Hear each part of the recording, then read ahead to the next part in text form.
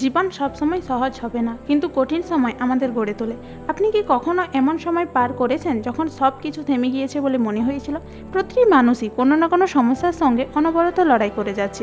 কেউ মনোবল হারিয়ে ভেঙে পড়ছে, আবার কেউ দক্ষ যোদ্ধার মধ্যে লড়াই করে সমস্যা থেকে বেরিয়ে আসছে। প্রতিদিন সকালে উঠে মনে হয় আর পারছি না, কিন্তু বিশ্বাস করো, ঠিক এই সময়টি সব থেকে বেশি গুরুত্বপূর্ণ।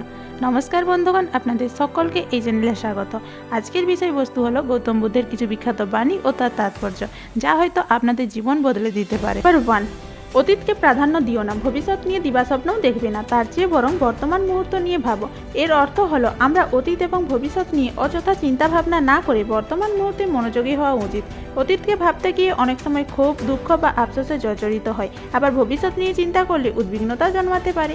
বুদ্ধের এই উপদেশ আমাদের মনে করিয়ে দেয় যে সবথেকে গুরুত্বপূর্ণ সময় হলো এখন, অর্থাৎ বর্তমান মুহূর্ত।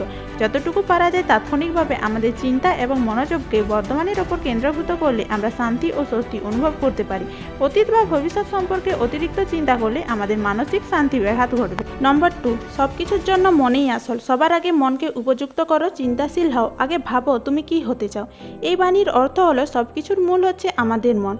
আমাদের চিন্তা, অনুভূতি ও কর্ম সব মন থেকেই আসে। যদি মন সঠিকভাবে পরিচালিত না হয়, তবে আমাদের জীবনও বিশৃঙ্খল হয়ে যেতে পারে। তাই প্রথমেই নিজের মনকে উপযুক্ত করতে হবে, মানে মনকে শান্ত, পরিষ্কার ও সদাচারী করতে হবে।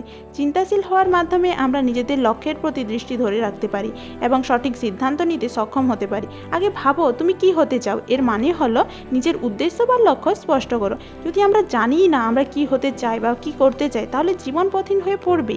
তাই নিজের উদ্দেশ্য পরিষ্কার করতে হবে এবং সেই অনুযায়ী মনকে প্রস্তুত করতে হবে, যাতে আমরা নিজেদের লক্ষ্যে পৌঁছতে পারি। নাম্বার 3, তুমি কেবল তোমার রক্ষাকর্তা, অন্য কেউ নয়।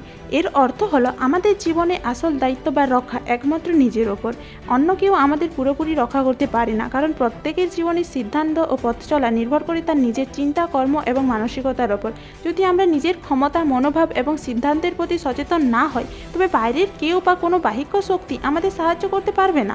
বাস্তবে নিজেদের মধ্যে পরিবর্তন আনতে বা নিজের সমস্যার সমাধান করতে হলে প্রথমে নিজেকেই সজাগ হতে হবে এবং নিজের ক্ষমতার উপর বিশ্বাস রাখতে হবে।